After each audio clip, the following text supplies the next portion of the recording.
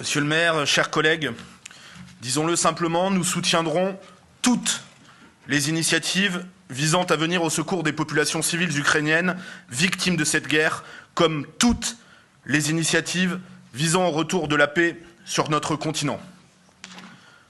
Le courage des Ukrainiens nous pousse à nous interroger sur nous-mêmes, sur le sens de nos combats, sur le sens de nos vies, sur ce pourquoi nous serions prêts à les risquer et pour aller au bout, à les perdre. Ces hommes qui embrassent leurs femmes et leurs enfants sur le quai d'une gare, d'autres encore qui non seulement ne fuient pas leur pays en guerre, mais au contraire, lorsqu'ils sont déjà immigrés dans d'autres pays, reviennent en Ukraine pour s'y battre, c'est-à-dire peut-être y mourir. Des civils qui prennent les armes, l'homme, la femme aussi, le boulanger ou la députée, qui sont désormais soldats. Oui, chers collègues, tout cela nous pousse aux questions les plus intimes, y compris pour nous, élus du peuple. Serions-nous prêts à nous faire, comme eux, défenseurs du peuple? Non pas devant un micro, non pas sous les caméras, mais sous les bombes. L'exemple du maire de Kiev, l'ancien boxeur Vitali Klitschko, restant combattre parmi les habitants, nous pose une question en miroir. Combien de maires de grandes villes françaises en feraient de même? En Ukraine, en vérité, de part et d'autre du conflit, on nous montre que l'on peut encore mourir pour l'idée qu'on se fait de la liberté et de l'identité de sa patrie.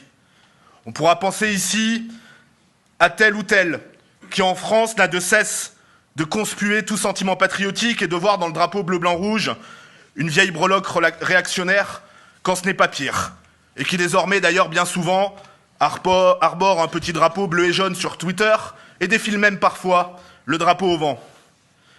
Défiez-vous de ces cosmopolites qui vont chercher loin dans leurs livres des devoirs qu'ils dédaignent de remplir autour d'eux. Tel philosophe aime les tartares pour être dispensé d'aimer ses voisins, nous avait déjà enseigné Jean-Jacques Rousseau. Tout à l'inverse de cette célèbre maxime, je me dois aussi de souligner ici, car je crois que pas beaucoup d'autres le feront, l'attitude exemplaire de la Pologne dans l'accueil des centaines de milliers de réfugiés ukrainiens. Le gouvernement conservateur polonais, qui a si souvent été attaqué par les élites progressistes et fédéralistes de Bruxelles, nous donne ici une belle leçon de solidarité européenne, de solidarité civilisationnelle, concrète, réelle. Je me dois de le dire, la voix de la France a singulièrement manqué. Non pas ces derniers jours, ni même ces dernières semaines, si l'on veut bien tenter d'être un instant objectif, même au cœur d'une campagne électorale. Mais ces dernières années, c'est certain. Sans doute aurait-il fallu être plus offensif sur le plan diplomatique pour faire respecter les accords de Minsk II. Je le dis aussi, sans aller plus loin, car cela nécessiterait d'autres débats, et peut-être même y compris au sein de ma propre famille politique. C'est aussi une question européenne qui nous est ici posée. L'Europe, combien de divisions?